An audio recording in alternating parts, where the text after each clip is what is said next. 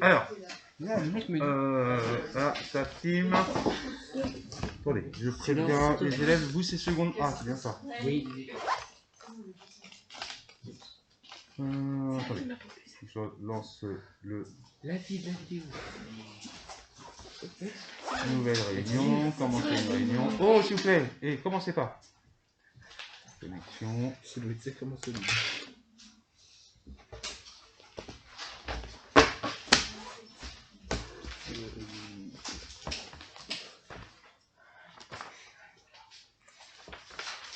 Seconde A, c'est bien ça. Hein.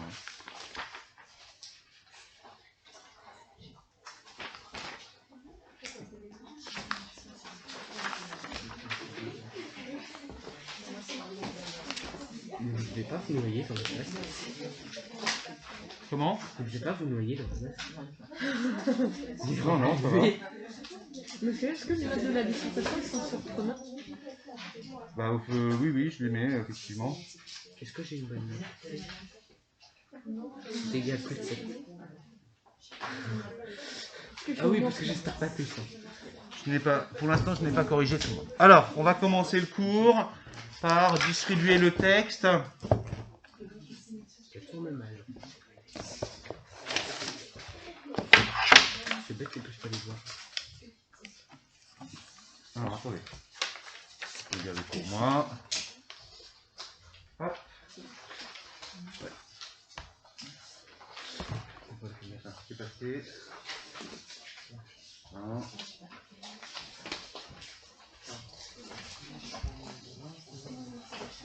Là.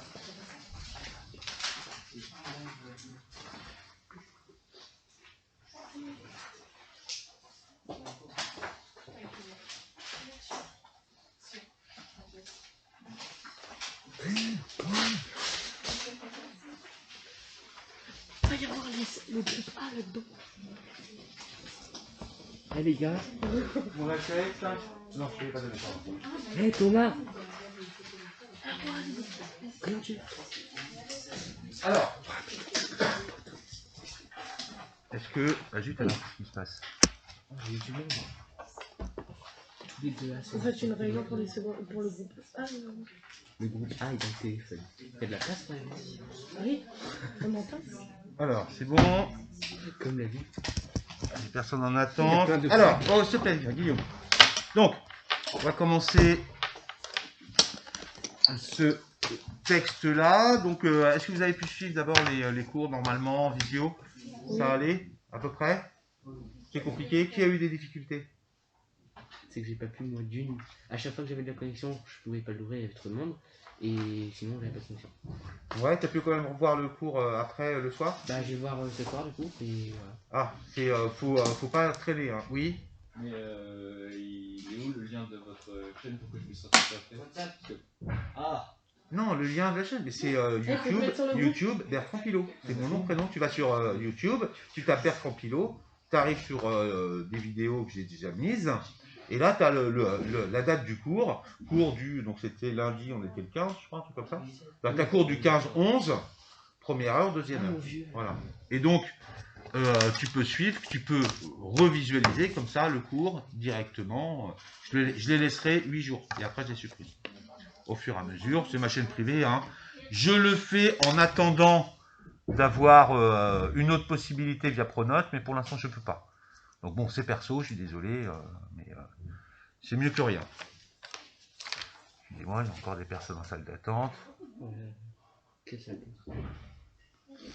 Alors, on va commencer par lire le texte. Pour ça, j'ai besoin d'une personne qui fait le narrateur. Tu sais qu'il y a une tête de narrateur ici. Voilà, tu fais le narrateur. Je veux un qui me fasse Georges Duroy. Qui me fait Georges Duroy? Tu me fais Georges Duroy? Et quelqu'un qui me fait Forestier. Tu me fais Forestier. Allons-y. Vas-y. Comme il arrivait au coin de la place de l'Opéra, il croisa un gros jeune homme, dont il se rappela vaguement avoir vu la tête quelque part. Il se mit à le suivre, en cherchant dans ses souvenirs et répétant à mi-voix Duroy. Ou diable. Eh oui. Et tiens, où est-ce connu ce particulier-là? Il fouillait dans sa pensée sans parvenir à se le rappeler. Puis, tout d'un coup, par un singulier phénomène de mémoire, le même homme lui a apparu moins gros, plus jeune, vêtu d'un uniforme de hussard. Il s'écria tout haut, Tiens, Forestier. et allongeant le pas, il alla frapper sur l'épaule du marcheur. Vous coupez le son, ceux qui sont chez eux. Allez. Il alla frapper sur l'épaule du marcheur. L'autre se retourna, le regarda, puis dit Qu'est-ce que vous me voulez, monsieur? Je ne me reconnais pas? Non. Georges Duroy du 6e hussard. Forestier tendit les deux mains. Ah, mon vieux, comment vas-tu? Très bien, et toi? Oh, moi, pas trop. Figure-toi que j'ai une poitrine de papier mâché maintenant.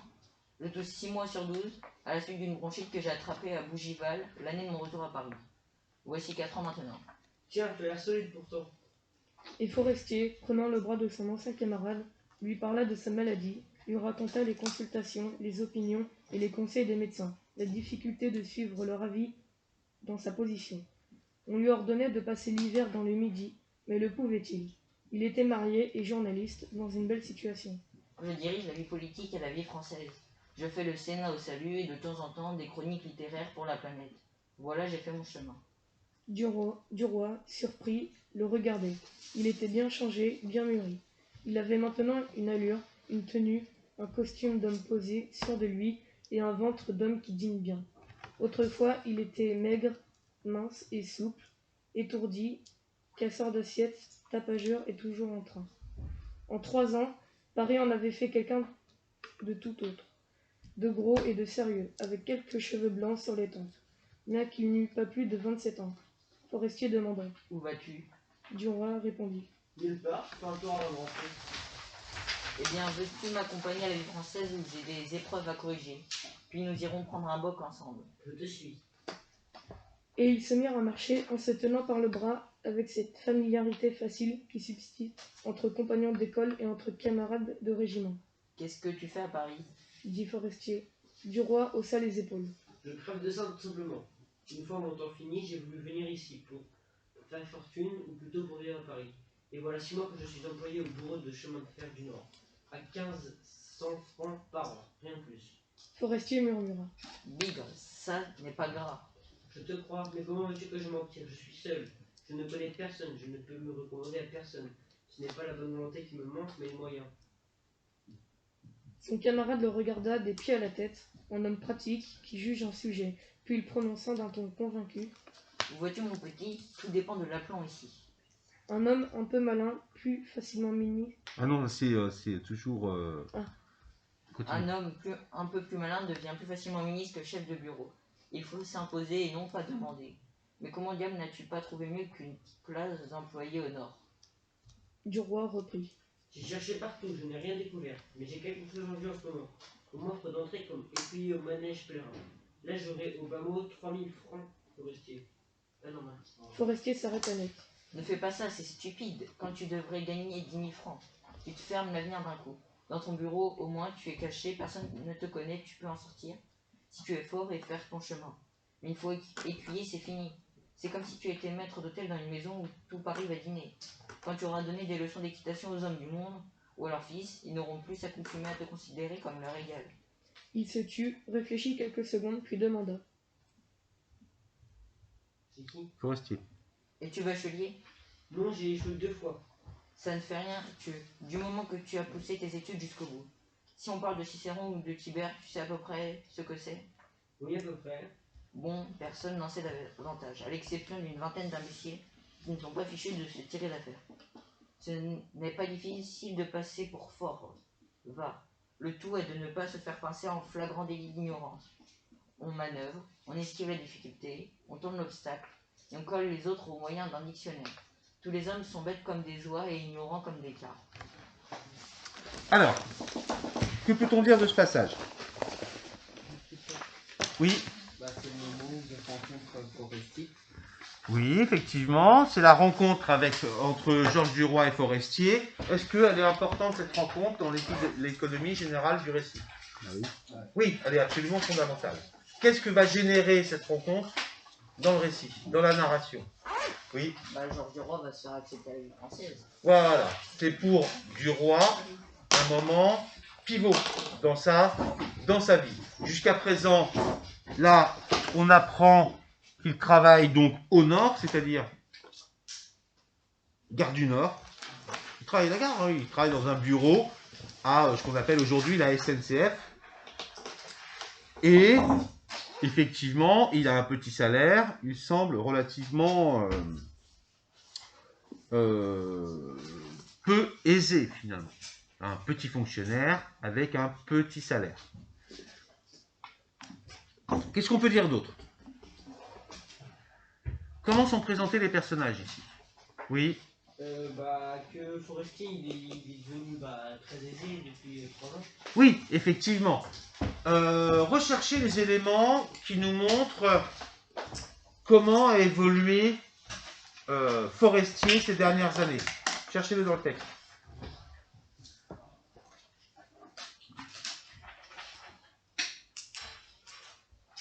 Guillaume. Autrefois, il était maigre, mince et souple, étourdi, casseur d'assiette, tapageur Ouais. et toujours en train. Et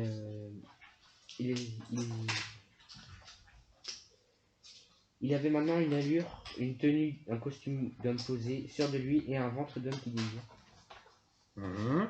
Oui. En 3 ans, Paris en a fait quelqu'un de tout autre, de gros et de sérieux avec quelques cheveux suffisants sur les tempes. Dès qu'il n'est pas plus de 20 ans. De 27 ans. Ouais, mais encore, alors qu'est-ce qu'on peut en dire? Mis à part lire, comment on peut l'interpréter? Finalement, comment était-il avant? D'ailleurs, est-ce qu'ils se reconnaissent l'un et l'autre immédiatement? Non. Est-ce que Duroy reconnaît Forestier tout de suite? Non, effectivement. Effectivement. Quels sont les éléments qui montrent que, effectivement, pourquoi il hésite finalement?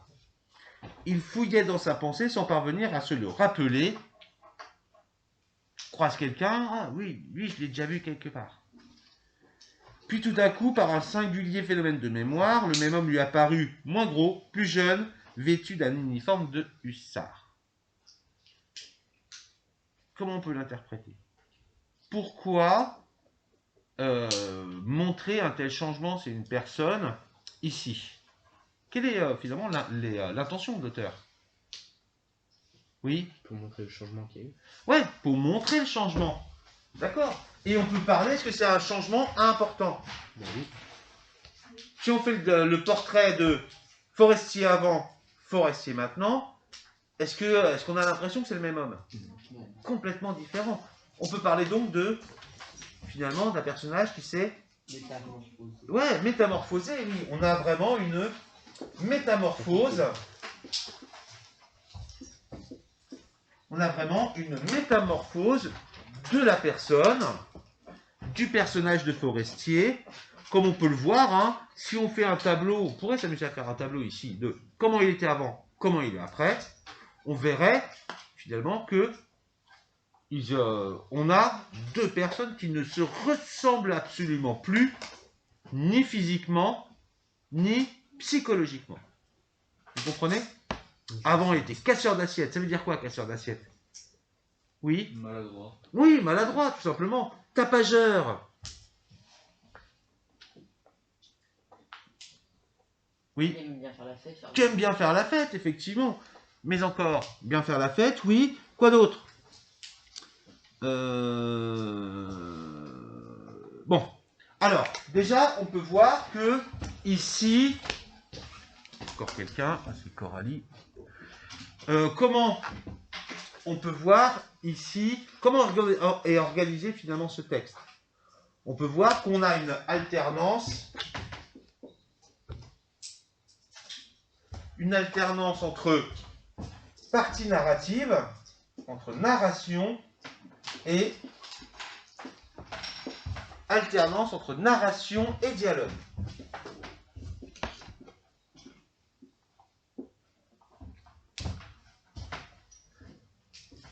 Alternance entre narration et dialogue. On va mettre un S, c'est des dialogues.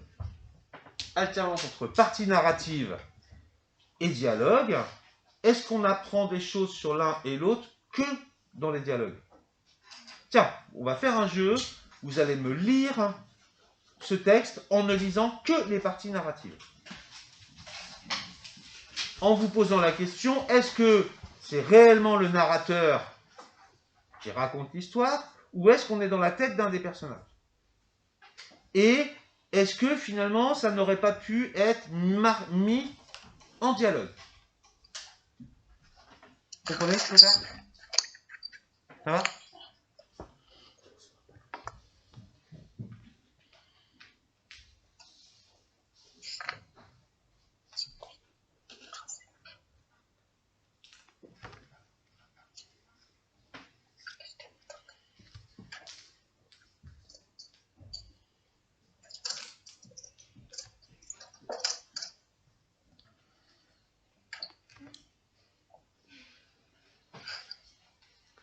Alors, oui, Bah, c'est pas très logique parce qu'à chaque fois il dit il s'exprime plus fort ou plus dit, forcément il ne pas. non, mais bien sûr, non, mais c'est entrecoupé, non, mais je ne parle pas de ça. Regarde, si je commence à partir d'ici, là, et Forestier, vous voyez, cet endroit, sur la feuille, et Forestier prenant le bras de son ancien camarade, scène descriptive, lui parla de sa maladie. Mais pourquoi c'est pas dans le dialogue, ça? Lui parla de sa maladie. Coupez le micro à la maison, merci. Lui parla de sa maladie, lui raconta les consultations, les opinions et les conseils des médecins. Pourquoi c'est pas mis dans le dialogue? Chut, coupez le son.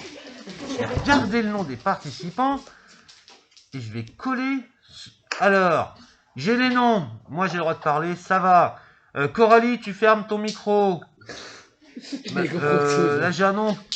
Peslier, pareil. Et voilà, c'est tout. Coupez votre micro. Ils sont pas coupés encore. Ah, trop gneugneux. Pourquoi ici ne pas l'avoir introduit en dialogue? Oui. Non. Mais non. Non. Lui parla de sa maladie. Et Forestier lui parla de sa maladie.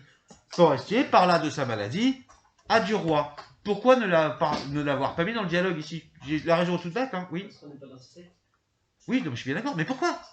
Tout simplement pour Attends, mais pour le Le sujet. suspense. pour le suspense. Non. Est-ce qu'on a besoin ici De savoir. de mettre au discours direct, en dialogue, tout ce qu'ils se sont dit l'un l'autre? Non, bien sûr que non. Ce qui permet, on a des parties narratives. Ouais, Thomas. On a des parties narratives qui permettent d'accélérer le dialogue. Ou plutôt, comment on pourrait dire, résumer finalement. Elle résume, une partie narrative qui résume l'essentiel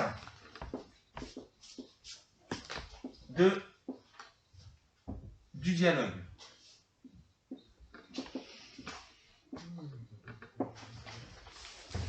Ça permet donc d'accélérer le récit. Ça implique une accélération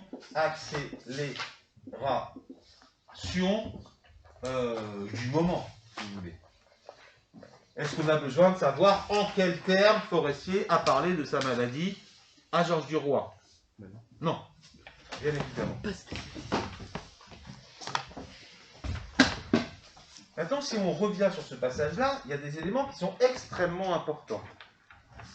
Je m'étais arrêté à les conseils des médecins, la difficulté de suivre leurs avis dans sa position. Qu'est-ce qu'on entend par là? Dans sa position. Qu'entend-on par là? Oui. Dans la position de Forestier. Mais c'était, oui, d'accord, mais c'est quelle position? Position ça ou non, quelle position? Oui. Dans le cas, donc aisé, pas aisé. Exactement, donc dans sa position, sauf Financière, non, sociale. sociale. Dans sa position, c'est-à-dire dans sa position sociale. Et ici, le mot social n'est pas dit, mais on résume finalement ce qu'a dit Forestier, et donc Forestier a insisté sur sa position sociale. Mais c'est pas mis dans le dialogue. C'est mis donc ici dans les parties narratives. On lui ordonnait de passer l'hiver dans le Midi, mais le pouvait-il? Comment appelle-t-on ce type de phrase ou de discours? Peut-être avez-vous vu ça. C'est ce qu'on appelle le discours indirect libre. Est-ce que ça vous dit quelque chose? Oui, tu peux nous rappeler à peu près ce que c'est? Là, on a un bel exemple.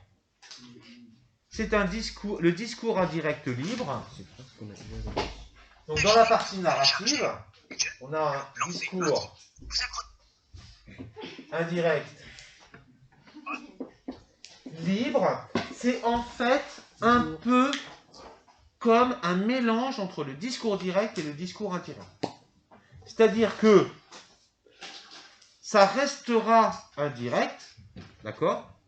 C'est-à-dire, on est dans le récit, mais on emploie dans cette partie narrative des phrases comme si elles étaient prononcées directement.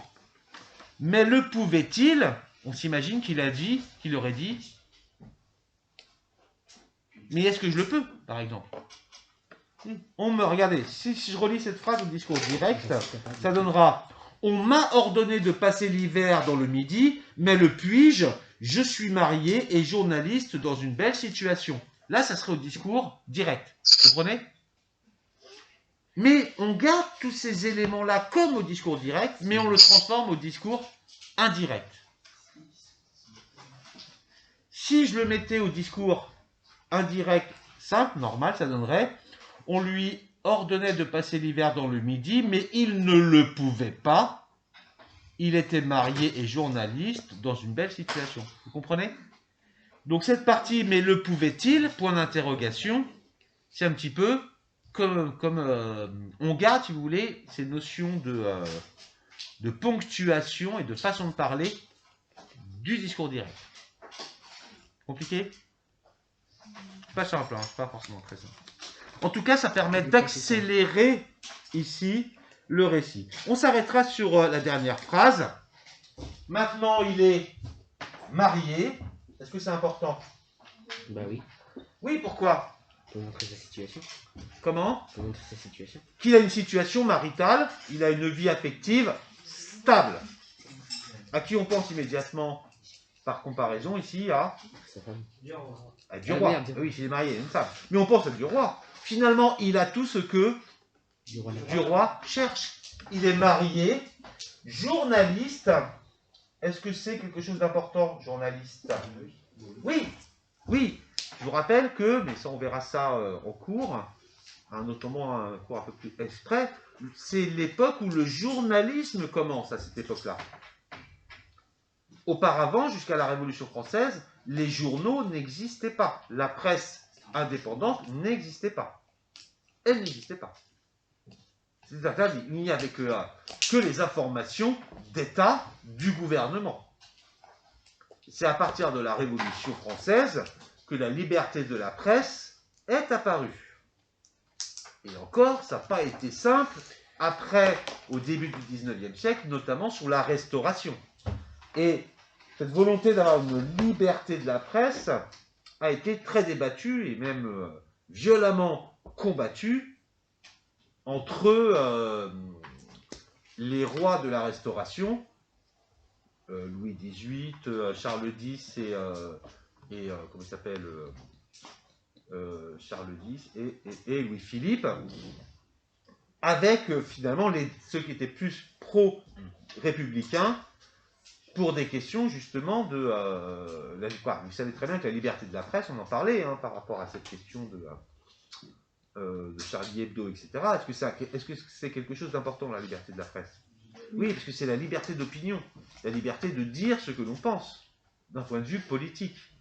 Et à cette époque-là, la presse est en plein boom. Elle se développe énormément au XIXe siècle. Et elle se développe notamment en raison du fait qu'il y a de plus en plus de gens qui savent lire. Avec la révolution industrielle, dans les années 1850, on a une classe bourgeoise qui devient de plus en plus importante, et de classe également relativement moyenne et aisée, qui ont les moyens d'envoyer leurs enfants à l'école. L'école libre publique n'existe pas encore. C'est-à-dire que si vous vouliez que vos enfants aillent à l'école, il fallait payer fort cher.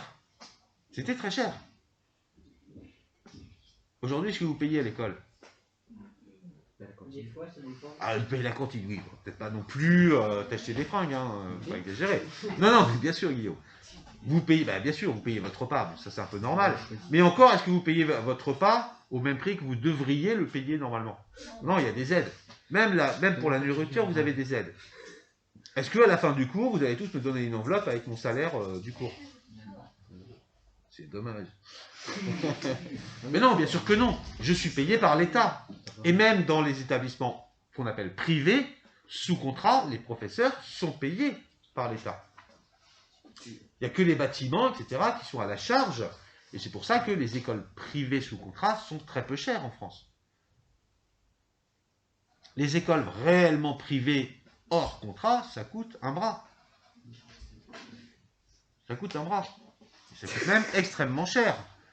Vous savez combien ça coûte une année à la fac en Amérique? Pour s'inscrire à l'université. Oui. En France, on paye combien à peu près? 300 €, 400 €? En plus, ça va être câblé. Pour l'année. Hein, encore, on a la sécu, etc. En Amérique, il faut compter dans les 20 000 €. Ah bah oui. Ah oui, parce que là, il faut payer tout le monde. Il faut payer les salles, l'entretien des salles. C'est pas l'État qui paye. C'est les étudiants qui payent les professeurs. Pas individuellement à chaque cours, mais payent l'université qui, eux, rémunèrent les professeurs. C'est privé. Point barre. En France, l'université, les professeurs sont payés par l'État. Ce sont des fonctionnaires. Comme nous, comme moi. Ici, les agents de ménage, ce sont également des fonctionnaires qui dépendent de la région. Vous voyez? Est-ce que vous comprenez?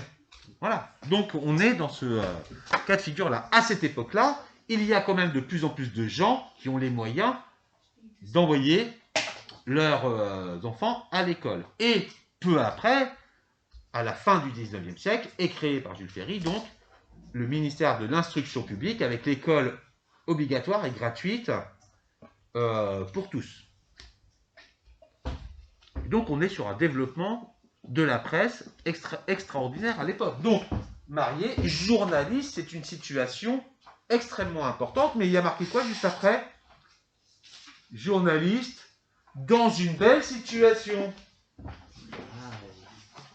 Dans une belle situation.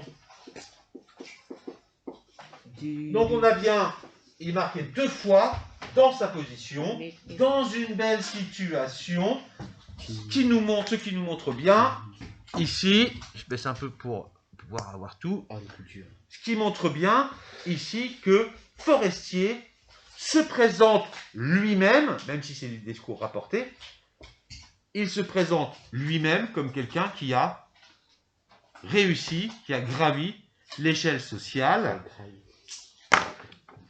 et donc qui a réussi à faire carrière. Et c'est d'ailleurs marqué par la suite.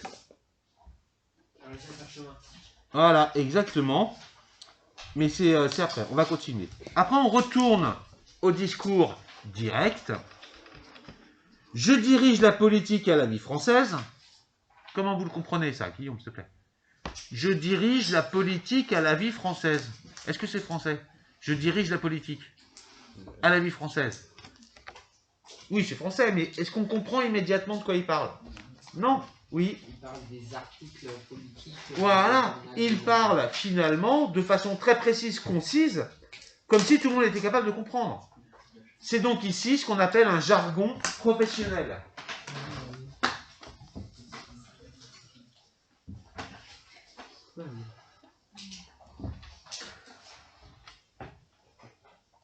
Je sais pas moi, si on enlève une phrase comme j'ai anglais puis physique, si on l'enlève du contexte, vous comprenez ça? J'ai français puis physique, si je vous dis ça. Vous imaginez un élève qui a un cours, voilà, puis un autre cours de physique. Mais si on enlève complètement du contexte, quelqu'un qui dit j'ai anglais puis physique, est-ce qu'on comprend? Si on le coupe, oui, parce que vous êtes élève, vous êtes habitué à dire ça.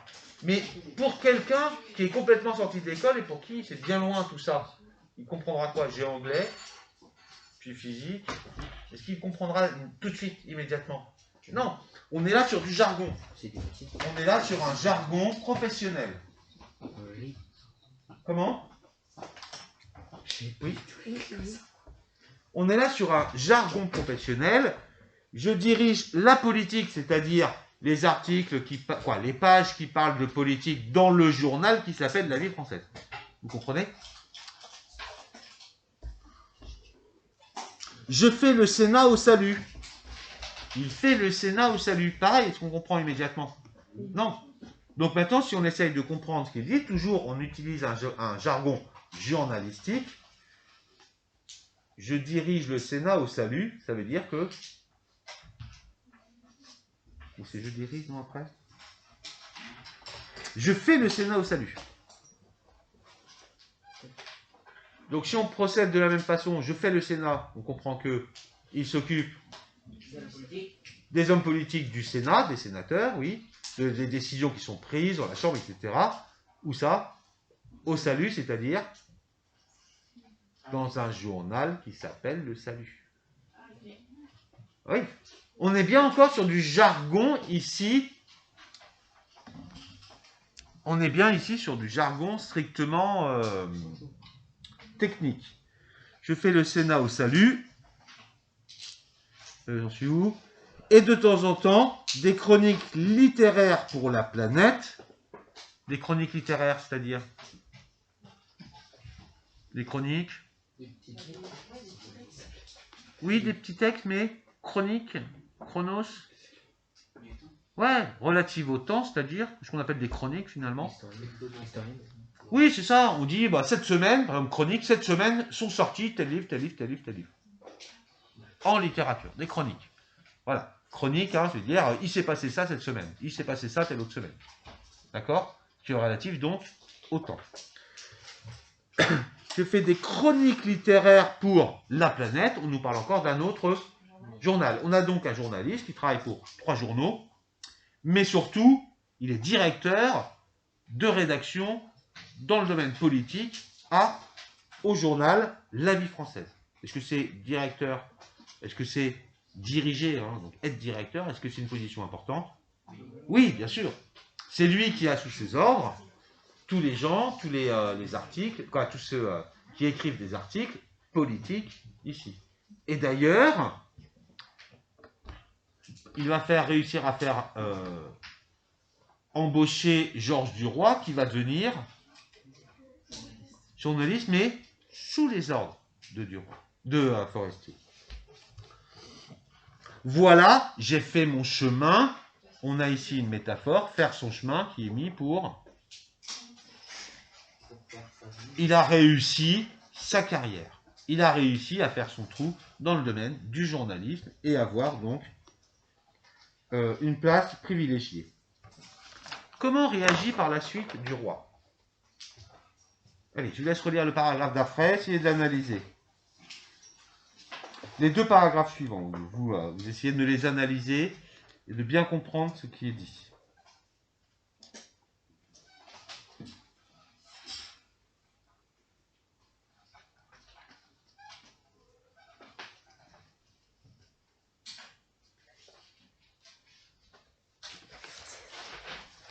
Oui. Et du coup, il trouve changé. Il est Comment? plus mûr, il a grandi, il est plus mûr, il fait plus attention. Oui, non, mais il y a le sens, mais surtout la façon dont c'est dit.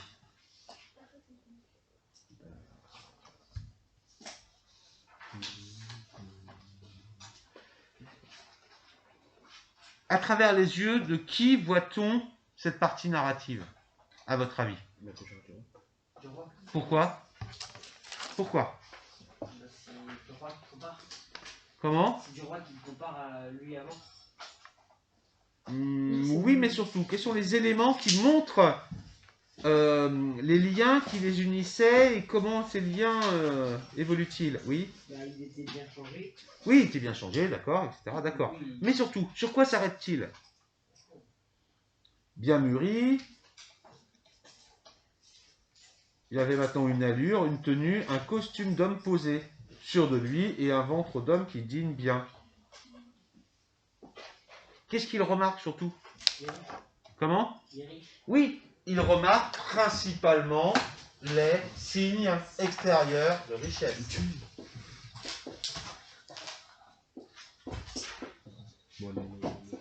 Les signes extérieurs de richesse et finalement, est-ce qu'il ne fait que décrire l'autre avant-après? Qu'est-ce qu'il fait en plus? Pourquoi dire, à votre avis, si vous avez bien lu le début du texte, pas le début du texte, le début du livre, et un ventre d'homme qui dîne bien? Oui. Parce que lui, il n'a pas de sous pour Et payer. comment? Eh ben oui, lui, il n'a pas suffisamment de sous pour se payer des repas tous les midis et tous les soirs. On l'a vu sur l'Inkipit. Où il dit, il réfléchit, ah oui, alors si il me reste juste de quoi manger, soit le petit-déj et après le déjeuner, et je pourrais me payer 2 bières dans les bars, ou alors je me paye plutôt le dîner le soir, et mais je pourrais... Oui, il est en train de calculer qu'il ne peut faire qu'un repas par jour. Oui, je préfère boire un autre. Ici, il voit, la seule chose qu'il voit, il voit le ventre, la panse bien remplie de forestiers. Donc finalement, cette description, c'est aussi et surtout une comparaison par rapport à lui. Il se compare à lui, vous comprenez? Signe extérieur de richesse, mais aussi, il se compare à lui. Est-ce qu'on ne peut pas voir ici une certaine forme de jalousie? Ben oui, Eh bien sûr. il rêve. Et c'est surtout et le ventre de quelqu'un qui... c'est où? Et un ventre d'homme qui dîne bien. On voit bien ici l'aspect... un homme qui dîne bien, qu'on va être jaloux de quelqu'un qui fait que des repas, qui fait des repas normaux. Un peu de ventre, comme moi, je sais pas, qui se porte bien, quoi. Est-ce qu'on va être jaloux d'une personne comme ça? Non. Dans quelle mesure on pourra être jaloux de ça? C'est quand nous, on crève la dalle. Si on crève de faim et qu'on voit quelqu'un bien nourri, effectivement, On est appâté. on verra bien, on pourra ressentir une certaine forme de jalousie. Et donc, on a effectivement ce sentiment du fait qu'il soit jaloux. Autrefois, il était maigre, mince et souple, étourdi, casseur d'assiettes, tapageur et toujours en train. Finalement, le reconnaît-il? Non, on a l'impression qu'il ne le reconnaît pas. Et enfin, en 3 ans, Paris en avait fait quelqu'un de tout autre, de gros et de sérieux, avec quelques cheveux blancs sur les tempes, bien qu'il n'eût pas plus de 27 ans. Comment interpréter ce passage? Tu peux effacer là?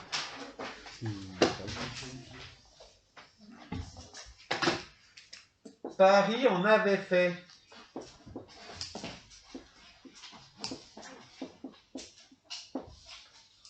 Paris en avait fait quelqu'un, etc. Comment vous interprétez cette phrase? Oui. Bah, l'air parisien l'a fait devenir... Non, c'est pas marqué l'air parisien, c'est marqué Paris l'avait. Oui, mais... Bah, la ville est comparée à quelqu'un de. Et une Non, personne. ici elle n'est pas comparée, mieux. Oui. La ville est personnifiée. On a une personnification. Exactement. Ouais, avec ces mots. Oui, c'est une personnification. Paris, c'est une ville, ça fait rien, Paris. Voilà. La ville en elle-même n'a aucune action sur les gens. Qu'est-ce qui a des actions sur les gens? Bah, les autres. Bah, les autres gens. Donc, c'est mis, non pas pour... On entend Paris, mais on comprend que c'est plutôt... Oui. Les gens qui vivent à Paris. Les Parisiens, les gens qui vivent à Paris, comment ça s'appelle cette figure de style? On prend le contenu pour le contenant ou l'inverse? Oui. Métonymie. Ouais, exactement. Nous sommes à la fois sur une personnification et une métonymie. Je vous préviens, c'est assez courant. Une métonymie qui est ici extrêmement importante dans la mesure où elle renvoie aux théories littéraires d'Émile Zola concernant le naturalisme. Comme quoi, l'homme agit sur son environnement sur la ville, mais la ville elle-même, l'environnement, agit sur le personnage. Et dans tous les livres d'Émile Zola, notamment à travers les Rougon-Macquart, on a cet aller-retour de la société humaine qui influe sur l'individu. Pour ceux qui ont lu par exemple l'Assommoir, on voit bien que dans les milieux ouvriers, Coupeau qui lui ne boit pas, ben, finit par boire et finit alcoolique comme tous les gens qui l'entourent finalement. Qui s'appelle être un mouton. Comme s'il était obligé, c'était quelque chose de une destinée de finir comme tous les gens qui l'entourent. Ça s'appelle un mouton. Mais également, comment? Ça s'appelle un mouton. Bah, bon, je vous raconte pas l'histoire, mais effectivement.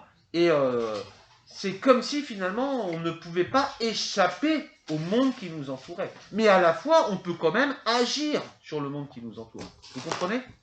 Donc on est ici sur l'application d'une des théories littéraires de cette époque-là. Donc, Paris s'est mis pour les gens, la société parisienne, le milieu social, c'est d'ailleurs par métonymie. Donc ici, c'est plutôt Paris, c'est le contenant, qui est mis pour le contenu, qui est donc, le contenant, c'est la ville, le contenu, c'est les gens. Les gens de la ville. Ah ben voilà, c'est pénible. Bon, des questions par rapport à ça? Non, c'est compliqué?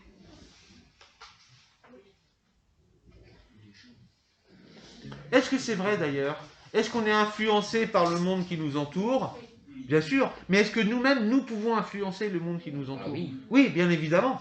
Bien sûr. Justement, quand on n'est pas un mouton, même si on ne veut pas être un mouton, qu'on veut être quelque peu, pas forcément rebelle, mais simplement être soi-même et ne pas subir des pressions et ne pas être forcément à l'image de ce que l'on voudrait que l'on soit.